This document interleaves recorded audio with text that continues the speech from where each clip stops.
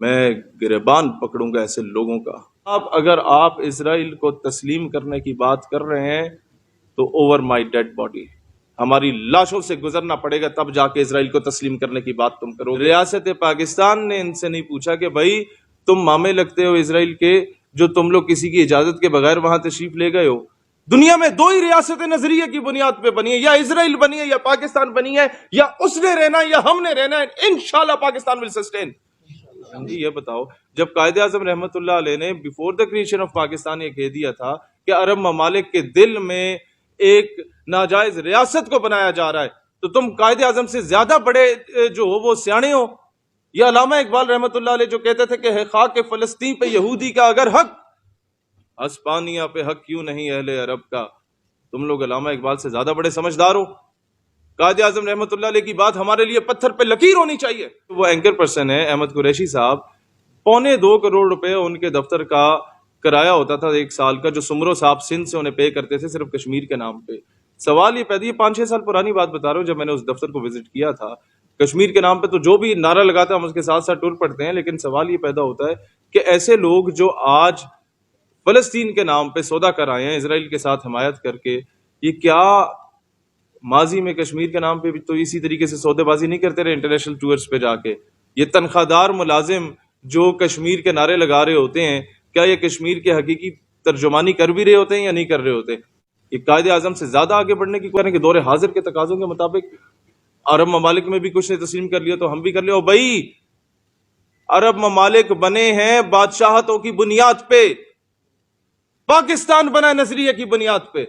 کہتے ہیں ہم نے ٹھیکہ اٹھایا ہوا ہے جناب، پاکستان نہیں کیا، ہمیشہ ہم بھی بات کریں گے، ہم ہی قربانی۔ جی بالکل ٹھیکہ اٹھایا ہوا ہے، because we are the only homeland in the entire world which was made on the name of Islam۔ ہر 2 سال کے بعد تم لوگ آ کے ہماری نبض چیک کرتے ہو، کبھی 27 دن ایک مسخرے کو پریس کلب کے باہر بٹھا کے اسرائیل کا کیمپ لگا کے بیٹھے رہتے ہو، اسلام آباد میں پارلیمنٹ کے ناک کے نیچے آدھے کلومیٹر کے فاصلے پہ۔ کسی کی مجال نہیں ہوتی جسے جا کے اٹھائے، کسی وزیر مشیر آفیسر کی مجال نہیں ہوتی جا کے اس سے پوچھے بھائی تم کون ہو؟ گھر سے آگ کیے گئے ہو، اسرائیل کا جھنڈا لگا کے یہاں بیٹھے ہوئے، جس کو پاکستان نے اللہ اعلان کہا ہوا ہے کہ ہم اسے تسلیم نہیں کرتے، ہمارا پاسپورٹ ہر جگہ اپلیکیبل ہے ایکسپٹ اسرائیل۔ تو تم لوگوں میں سے کوئی اسے روکنے والا نہیں ہے۔ ہم اٹھے، ہم گئے اور اسے جا کے جو اس کی خاطر تواضع کرنی تھی، الحمدللہ اللہ کے فضل و کرم سے وہ خاطر تواضع بھی کی، اس کا جھنڈا بھی پھاڑا، کیمپ بھی اکھاڑا۔ لیکن سوال یہ پیدا ہوتا ہے کہ اس کے بعد پھر ٹاک شوز چلنا شروع ہو گئے کہ either to accept Israel or not، کیا یہ ہمارے لیے بہتر ہے یا نہیں ہے؟ بھائی یہ ڈیبیٹ شروع ہی کیوں ہوئی ہے؟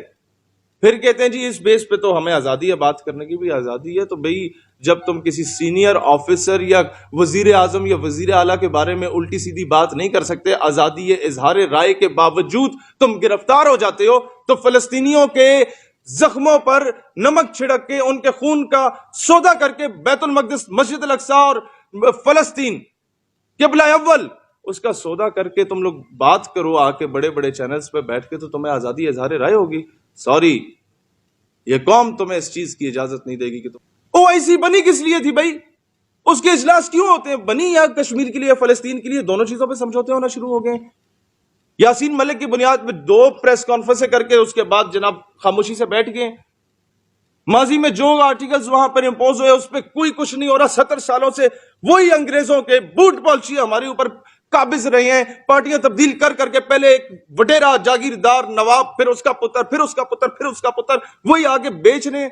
پہلے ان کے پیو دادوں نے پاکستان کے خلاف مودی سے وہ کیا کہتے ہیں کانگریس سرکار کی حمایت کی تھی۔ پاکستان بننے کے بعد سارے آگے قائد اعظم رحمت اللہ قدموں میں بیٹھ کے ہمیں معاف کر دو بابا۔ قائد اعظم رحمت اللہ نے چلو ٹھیک ہے شاید یہ بندے کے پتر بن جائیں گے، لیکن بعد میں آگے پھر انہی کے انٹرسٹ کی بات کر رہے ہیں۔ 1857 اور 1920 میں مسلمانوں کے ساتھ بغاوت کرنے والے، ہمارے ساتھ غداریاں کرنے والے، ہمارے جتنے بھی انٹرسٹ، ایک ایک مجاہد کی مخبری کرنے پہ ان لوگوں کو 20-20 روپیہ ملا کرتا تھا، اور کہا کرتا تھا کہ جی اگر تم نے ایک مجاہد کی مخبری کر دی اور اسے ہم نے مار دیا انگریزوں نے، تو اس کی ساری جائیداد تمہیں ٹرانسفر کر دی جائے گی۔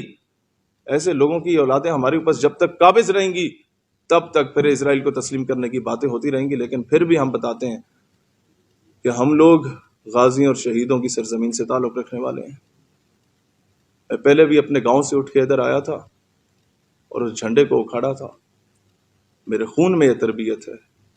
میں اب بھی گریبان پکڑوں گا ایسے لوگوں کا جن لوگوں نے اس طرح کی حرکت میں انوالو رہے ہیں. میں ایک ہفتے کا پاکستان نظریاتی پارٹی الٹیمیٹم دیتی ہے گورنمنٹ آف پاکستان کو کہ آپ ایسے لوگوں پہ تحقیقات کریں اور ان تمام لوگوں کی شہریت کو منسوخ کریں. ادروائز احتجاج پرامن احتجاج جس میں ایمبولینس کو رستہ بھی دیا جاتا ہے, سرکاری املاک کو اپنے ملک کی جو ہے وہ وراثت اور املاک بھی سمجھا جاتا ہے, پولیس کو قدر کی نگاہ سے بھی دیکھا جاتا ہے. ایسا پرامن احتجاج کا حق پھر پاکستان کی 22 کروڑ عوام رکھتی ہے. اس میں پھر صرف پاکستان نظریاتی پارٹی نہیں ہوگی, میں پاکستان کی تمام پولیٹیکل پارٹیز اور ریلیجیس پارٹیز کو آن بورڈ لوں گا جس میں ذرا سی بھی غیرت ہوئی اور وہ اس میں حیا ہوئی, پاکستان کا عشق ہوا, تڑپ ہوئی, تو وہ انشاءاللہ ہمارے ساتھ میدان میں نکلے گا انشاءاللہ تعالی. بالکل کریں گے ان سے درخواست, یہ ان کی رسپانسبلٹی بنتی ہے کہ ان کو لتر ماریں, ان کا تھرو پراپر چینل ان کو پتہ کیا جائے کہ بھئی who the hell you are کہ تم لوگ وہاں پر جا کے اس طرح کا اتنا بڑا بلنڈر مار رہے ہو. پوری امت مسلمہ جن کی امیدوں کا مرکز پاکستان بنا ہوا تھا, بھائی وہ امیدوں کا مرکز ہم نہیں رہے ابھی ان کی اس حرکت کی وجہ سے. جو فلسطینی بچہ اٹھ کے کہتا تھا کہ نحنو ابناء المسلمین وکلنا صلاح الدین, کہ ہم سب مسلمانوں کے بچے, ہم میں سے ایک صلاح الدین ایوبی ہے. Do not look at the stone in my hand, look at the atom bomb in Pakistan. میرے ہاتھ سے کنکر نہ ویکو, پاکستان جو موجود اس ایٹم بم نو ویکو. او کی کرے گا, what would he do؟ اس کو تو گریبان سے پکڑ کے اسرائیلی فوجی بولیں گے کہ ہاں آ گیا وفد تمہارے اس پاکستان کا بھی. یہ آ کہیں گے نہیں جی سرکاری وفد نہیں ہے, سرکاری نہیں ہے تو پھر پکڑو نا بھائی, کس باپ کی اجازت سے گئے تھے؟ جی ہم لوگ اتنے بکاؤ مال نہیں ہے کہ اب کسی سے ڈر کے جو یہ بات بھی کرنا چھوڑ دیں. ہمارے پاکستان کے انٹرسٹ کی بات ہے, ہمارے نظریے کی بات ہے.